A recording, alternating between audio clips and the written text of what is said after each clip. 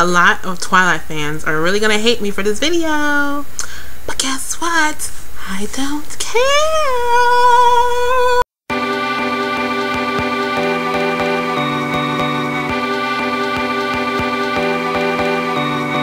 Hey everybody, what's up? So I went to go see the Twilight movie, Breaking Dawn, the third movie that came out. I've seen the last two, so I'm on board with what's going on, okay? This movie, I've never read any of the books. I need to put that out there. I never read any of the books. Never really felt interested in reading any of the books. But, you know, I like the series, but, you know, it seems like a series that I probably shouldn't be wasting my money on and should just wait for it to come out on TV. I really wanted to know what happened, so that's the only reason why I went to go see the movie. This movie starts off with Jacob running, you know, pretty much the last ending of the last new moon. So it pretty much just showed that, he saw the wedding invitation to Edward and Bella's wedding. Anyways, move on forward, blah, blah, blah. They get married. It was a really dope wedding, by the way. I was jealous. And yeah, they got married, went to a honeymoon. I think it was like a 2-week honeymoon. Had great sex. He injured her. He didn't want to do it again, even though he wanted to. She gets pregnant. She wants to keep the baby.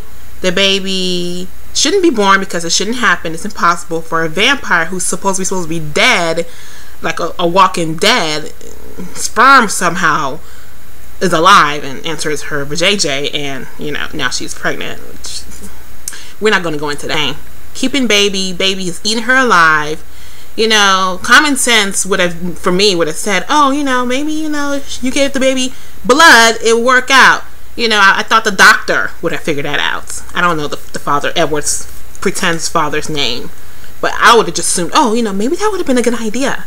Feed the girl, you know, blood, because that's half a vampire. Duh. But apparently they didn't think about that. You know, Jacob, the smart one, had to think about that. So yeah, so she's drinking blood. It makes her feel a little better.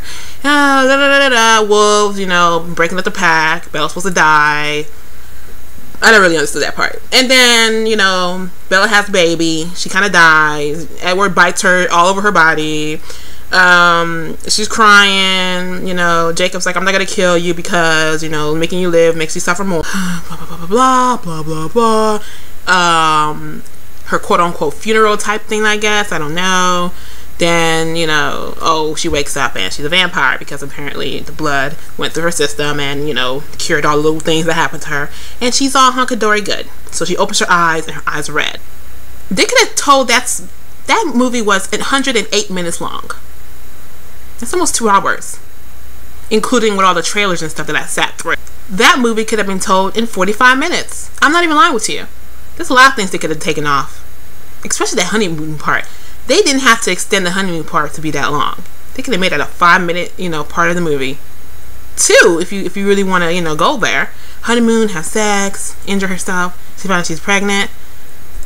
It took me 3 seconds to say that. It took them almost 25 minutes to tell the honeymoon scene. Really? I love the Twilight series. I do. But that last part could definitely been told in, like I said, 45 minutes. Bye, y'all.